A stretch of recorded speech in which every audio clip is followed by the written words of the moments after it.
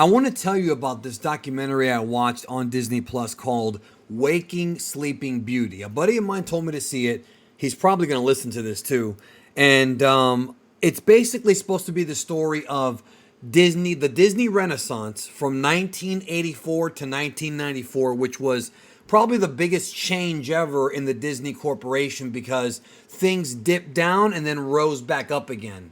I'm not sure if a lot of people realize, but in the 80s, Disney had a lot of problems behind the scenes, and this documentary gives us a little bit of what was going on. So I did see it, and I want to give you my thoughts on it. First and foremost, this era of Disney, like what Disney used to be, watching this kind of makes me bummed out because Disney is not the same company anymore. And I'm not talking about like, their politics or any of that stuff, although a lot of folks criticize them for that.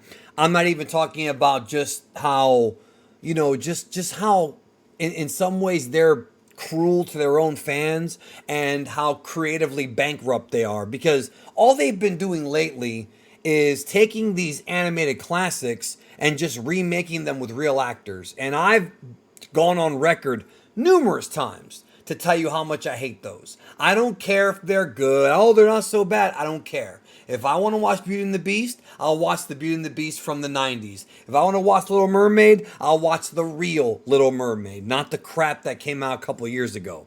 And the documentary does go into how we got there. They discuss a little bit early in the documentary about where Disney was, and we actually see Tim Burton. And I gotta say something right now that might sound a bit rude, but the scariest thing Tim Burton ever did was certainly not The Nightmare Before Christmas or anything like that. It's Tim Burton's teeth in this documentary. I'm glad he got them fixed. But man, they were distracting. But they do talk a little bit about Don Bluth. Now, the Don Bluth story about how he left Disney and in some ways sort of created his own empire is one that I've always found fascinating. This documentary doesn't go too deep into that, and it could be because maybe there's a different documentary to be made about Don Bluth. I know that from reading and learning about the past, when Don Bluth went to go make An American Tale, which was discussed a little bit in this documentary, and then he would go on, well, I think he made Secret of Nim first, and then he would go on to make Land Before Time. He quickly became the top animator and the tippy top as far as production goes for full-length animated feature film, something that Disney had a complete control of for decades. Disney was the top dog. Here comes Don Bluth, delivers some great films. Now people are saying that Disney might be in trouble. And I remember reading that there were a lot of stories about how Disney was really, really nervous, and the people in the company were very afraid of what Don Bluth's movies would do to Disney. And this was talked about a little bit in the documentary, but I think they moved past it too fast. They focused a lot on what was going on behind the scenes in the corporation, like who was resigning, who came back, the executives and the importance of them. Michael Eisner gets a lot of talk, being, of course, the CEO at the time. Roy Disney, not only do they have archival footage of him, but they also have him doing voiceover for the documentary. I'm not sure when some of these voiceover clips were recorded, but there's a lot of them. But apparently there's no new interviews in this documentary. All the interviews that you see and all the voiceover was stuff that was already archived by Disney. I just don't know the year, but they did go into the crates and find some really interesting things. Once that story is told, they go into the production of the films that would be coming out in the 80s, including even showing some footage of stuff like Siskel and Ebert and other television, interviews and things of that nature to kind of tell the story of what was going on at Disney, which would, of course, lead to the Big Four. Now, if you don't know what the Big Four are the four films that put Disney back on top and cemented them as being the top animation studio. That would be Little Mermaid, Beauty and the Beast, Aladdin, and The Lion King. And the documentary does definitely focus on that, including a little bit, but not too much, because there's separate documentaries in each individual release. I hope you know those four movies got 4K releases before any of the other stuff from the 80s or even the 70s. In fact, You would think that Disney would have put Snow White on 4K first, but that just came out a couple years ago. Whereas Mermaid, Aladdin, Beauty and the Beast, and Lion King had 4K releases for a while because Disney knows that those are the core four movies that put them at the tippy top, that launched them into the stratosphere and made millions of dollars. And we go into that, the story behind, Little Mermaid, and sort of they go into this idea they had about this story, but they didn't want to make it too much like the movie Splash. I didn't even know about that. Now, one of the things that blew my mind is that they were going to cut part of your world out of the movie. That surprises me because, and in the documentary they talk about that. You kind of, when you're doing a musical, and you have to notice that all of Disney's movies revolving around a female protagonist always do this, but sometimes they do it for the men too. When you're telling a musical, you have to have a song in the musical that tells the audience the motivations of the character.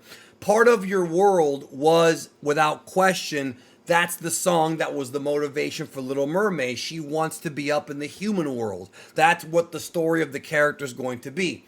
And they talk about how they almost cut it. They go a little bit into Beauty and the Beast and talk about how much of a success it was, getting a standing ovation at the New York Film Festival. And they even talked about how they screened these movies. I didn't know this.